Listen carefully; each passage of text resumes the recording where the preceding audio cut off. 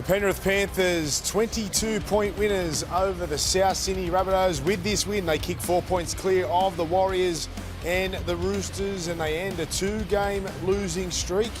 And in the end, they do it in style. For the Bunnies, well, it's a bad loss for them, not good for their for and against, and now they are in a logjam at the bottom of the top 8. They have missed an opportunity, and the Panthers, Mick, have bounced back. Yeah, celebrate the Panthers, absolutely, Break. Boy, what a win for them. Started the first half tremendously, got out to a 12-0 lead. The second half, boy, they put it into autopilot. The Penrith side, so disciplined, controlling, absolutely suffocated South Sydney, who melted. A number of errors inside their half. Discipline caught up with them, which was littered really throughout the whole game, but in particular that second half.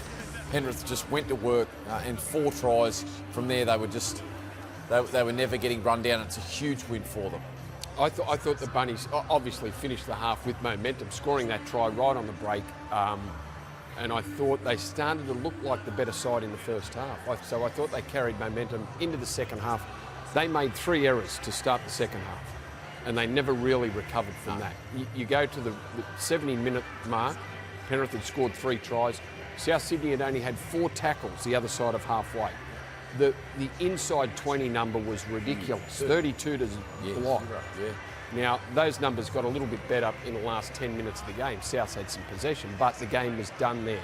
So I just thought the errors from South Sydney to start that second half wasn't what they needed. Penrith took advantage of it. Jenkins scored his first of 3 tries. I know we've got a problem with one of them, but it was a good performance and they held the ball. Yeah, disappointing from South, wasn't it, that second half? The match was there to be won. Whichever team came out and had a good start to the second half was going to be in command, and that was the Panthers. They made sure that the South Sydney side paid for their errors, and Jenkins, how good a game did he have on the week? He's the best finisher in the competition right now. Don't you think, Mick? Oh, absolutely. What a story it is, Brave. Like the fact that he went to Newcastle, obviously didn't work out for him there, came back, was looking at playing park football in Penrith. Given an opportunity in a train and trial, and has absolutely, he's captivated the competition with what he's been able to do. Some of the aerial stuff again tonight, phenomenal, absolutely phenomenal. Gee, I thought a couple of unheralded stars for Penrith tonight were absolutely superb. In the absence of their origin players, gee, I thought Lindsay Smith was terrific through the middle. Liam Henry, outstanding tonight. Paul Alamotti out on that right edge was devastating. Every time he had clean ball in his hands, he looked like he was going to cause havoc. And in the end, some of the finishes, as we've mentioned, from Jenkins. Boy, he's putting together a cracking season, isn't he? Yeah, he is. Look, and you know those players that you mentioned, Nick, just outstanding. In particular in the second half. But Jenkins' ability to get the ball down across the line, under the one with where he held off Jack White. We know how good a defender and how strong Jack is. This one where he just pinned his ears back after some good passes from the inside. I thought Blaise Talungi, playing in the centres, which we really haven't spoken about, but I thought Blaise did a good job on that left-hand side. Billy Phillips scored his first try in the NRL. We had Dane Jennings scoring his first try in the NRL, and I thought Dane Jennings was outstanding up against Milky Jenkins. Look at this. Even this finish, the 3 tries that he scored, one of them's contentious. I thought it was a no try. I thought it was a double movement. We'll look at that. But even the 3 tries that Milky Jenkins scored, he had every right not to score every one of them. He turned work to do. He just turns opportunities into points. It's so valuable to have a player like him. The try that he held off White was ridiculous. Absolutely ridiculous. Yeah, to still get that ball down with, and have Jack pushing you towards that sideline. It's a big man. Yeah, and to be able to lock it in his left hand and still keep it inside the corner post and get it down. 25 tries this year. That's incredible, isn't it? What do you think of Jenkins, Kevy? This is his highlights reel here, and there were plenty of them tonight. Yeah, well, he stood tall, didn't he? He took his opportunities up against the rookie winger in Jennings, and Jennings was good, he was strong, but he just didn't go away. And look, I love his ability to transfer from potential try scoring into tries, and maybe the double movement one, both you were pretty strong on that one, but this one here where he just holds out Jack White. That's the one. And Jai Gray as well.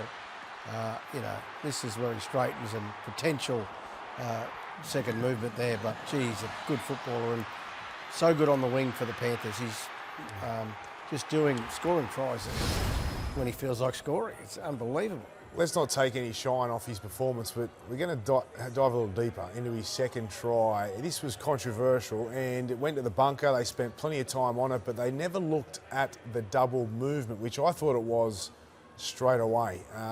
Now, I'll just read out the rules here, guys, so you know what the rules are. Right. A player's momentum stops. The ball carrying arm touches the ground.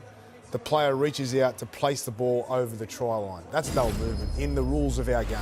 Yeah. Now, watching this, you see him, like, it's a great effort, we know that, but his right arm touches the ground, the South Sydney team stops him, then he promotes the football. That is a double movement. Now, the Bunkers spent how long on this, and they didn't even mention it once. They didn't even look for it, and I don't know if I'm seeing things, but to me, in the rules of the game, that's a double movement. Well, look, the arm comes in contact with the ground. So the arm carrying the ball touches the ground, and it's not momentum that gets him into the in goal. It's the fact that he was able to reach out. Now, great skill. Great skill. Fantastic skill. Great try. Yes. It wasn't a try because his arm hit the ground and he'd come to a stop. He he still had defenders on him. But it shouldn't have got to that. The moment he was tackled and had players on him and his arm hit the ground, it's end of story. So the ball control, we looked at the ball control for a couple of minutes at whether he actually got the foot down. Then we went to the referee, then came back to some more replays. Then they spoke about the fingers never coming off the ball. But the fact of the matter is that his arm touches, the ball-carrying arm touches the ground, and he's got two defenders on him. We've got one earlier in the year, Mick. It was about a month ago. Fiketti for the Roosters. Yep. Let's have a look at this example. This was ruled a no try. So this is what I'm trying to... We don't have it. Okay. I thought we had it. Sorry, we're about to show it. But yeah, Fiketti's try was different because his momentum continued. So and it's very hard without it, but he was tackled, bounced off with the arm carrying the ball, did touch the ground, but momentarily, and then he was up again and scored the try. We've got it, Brandy. Talk us through this one. Here it is. Yeah, I called the game, and it was an early try from the Roosters, and Fiketti got ruled double movement. Now, comes back in, spins, hits the ground, but... That's a try. Well, I thought it was a try. That's a try. See, arm carrying the ball. Now, he did have someone on him, and it was Francis Molo. However, he was still moving. And I think once, again, we looked at it in slow motion and everything looked, oh, hang on, no, his arm hit the ball and he'd stopped. Well, he hadn't stopped. Momentum carried him over. If that's a no try, that's my point, right? Yeah. If that's a no try, how is this a try? Yeah, because... You know, it's hard to justify, right? The fact that he still reaches out, Brandy. His body's not anywhere near the in goal, and he has to promote the football to get it over the line. That's right. Plus his arms already touched the ground. Plus he's got defenders still on him. The only way he scores the try is by reaching out. Correct. So once you go back to arm carrying the ball, touch the ground, you can't do that. That's right. Some may say it wasn't or didn't end up being consequential, but at the time it was a pivotal moment in the game and a big turning point. But in the end, it was the Panthers that were too good. Kevy, you said at the start of the game you weren't worried about the two losses in a row, and you were right. They bounced back in style. Yeah, well, I did have some concerns with the lack of players available for the Panthers, but they went back to their Panthers method of how they control games. That second half was classic Panther football where they, high possession, high completions, kick to the corners and let the opposition make mistakes. And that's what South did. They just come up with 2 or 3 errors and bang, they pounced on it. So apart from the Origin players, it was Mitch Kenny who's due back probably in round 20 by next week. Casey McLean should be back around the same time. Isaiah Papali'i also missing. Luke Garner. What, he got 3? And Luke Garner was ruled out this week. You got a loaded The team, thing I loved Brady. about Penrith's performance tonight was 2 losses in a row. A lot of leadership out of the side. Still some significant leaders there, but a lot of key leadership out of it. It was a chance tonight against the South Sydney side that loved to move the footy, that they could get drawn into an attacking style of game. And on the back of 15 errors last week, the fact that they were able to be so methodical tonight, particularly in that second half, game still in the balance, and South Sydney, you guys mentioned it, finished that first half the strongest, on top, scored a try right on the break, and had all the momentum going in it. The fact that they came out, didn't try and overplay it, didn't try and overcreate, just stuck to, as Kev said, their methodical suffocating style and found 36 points in doing so. There was 8 line big breaks win. in the first half, 8 line breaks, and there was 5 to South Sydney. Yeah. So South, and I did say as we went to the second half, like I was worried because for Penrith, because it was Ashton Ward, Cody Walker, and Jai Gray who were creating space. You could see the openings, and you could see the edge defence moving and just trying their best. But it looked like Souths were looking, well, they were looking dangerous. Every time they moved the ball to the edges, they looked dangerous. The reason Penrith are so good and such a premiership threat every year is their defence, and you could see that held up again tonight. Their completion rate was 91%. So, you know, they've got key players out, Mick, like you just spoke to, but completing at 91%, you're not going to lose the game. And what impressed me the most is they had young Cole and Cogger, and with all due respect, they didn't really have their hands. Did you like Talangi at centre? I think it's opened up like a bit of a conversation, to be fair. But like Casey McLean comes back in a couple of weeks. World Does he class. stay there? Absolutely. Well, he can't. Well, he can't, can he? Because McLean goes straight back to that left centre position. But then I found it like interesting that in such a big game that Ivan moved his 5'8" to bring Cole in and put him at centre. So I think that's a conversation. What does that say? What does that say? Does it say that he's not happy with the way he's been playing at 5'8" and there could be a shift there? Or It could be as simple as just needing to get the win. Lost 2 games, best players in positions that he feels can get the result.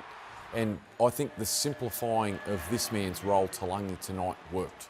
The fact that he didn't feel like he had to create, playing at centre, he just uses his running game, and his simple decision making is, do I pass or do I and unlock my wing, or do I run? It's as simple as that. That's all I have to do. Yeah, it's it not taking the ball to the line and then either hitting the flat runner or someone out the back, or going across the face of the fullback and hitting the outside man. So sometimes you've got 3 decisions and 3 players that you can pull the trigger on who you give it to. Yeah.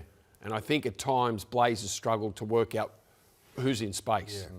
And when he's got Nathan there, his job's easier, more simplified. Without Nathan there, maybe concerned about him overplaying his hand in the halves. So like we didn't speak about it before the game, but does seem to be it could be a big decision. Well, it could be a big call. It surprised us because Cole was named at centre. And then all of a sudden, as they ran out, Cole went to 6. Yep. And Talangi went to that left centre position. So Alamoti's been that good that Alamotti So plays not right going centre, anywhere. stays there. The man that stepped up was their captain, Dylan Edwards. Now, to start this game, that footwork to beat Jai Gray, to score their first try, the momentum, really, he got his team and led from the front from the get-go, Kevy, to give them the edge and get them that sort of lead. And like, you know how important it is to start a game well, and he certainly did that for them. Yeah, he led from the front, didn't he? And he was always going to do that, being the captain. And Panthers off back-to-back losses. Dylan Edwards is a proud Panther, and he just led the way, particularly in that first half where they needed someone to stand up and show some leadership. Well, he certainly did that. You know, picked up a try and threw a couple of nice passes, and he was in everything good about the Panthers. You know, his fitness levels, I mentioned before the game, are amazing, and that allows him 228 run metres.